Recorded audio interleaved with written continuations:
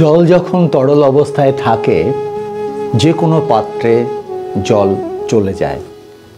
জল যখন কোনো বাধা পায় সেই বাধাটাকে অতিক্রম করে চলে যায়।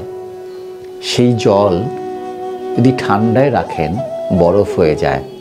বরফটা কিন্তু ভাঙা যায় না যতক্ষণ না পর্যন্ত না ভাঙছেন আপনি। যদি আপনি হিট দেন, তাপ দেন, জলটা কিন্তু বাষ্পবাহিত হয়ে যাবে, বাষ্প হয়ে উড়ে যাবে। ফ্রেন্ডস, জলকে দেখে আমরা শিখতেই পারি কি করে আবেগকে নিয়ন্ত্রণ করতে পারা যায়, কি করে আবেগকে নিয়ন্ত্রণ করতে হয়। জলের মতন আবেগকে নিয়ে আসুন। যখন যেরকম আবেগ সেখানে ঠিক সেরকমভাবে আমাকে আবেগ তৈরি করতে হবে জলের মতন।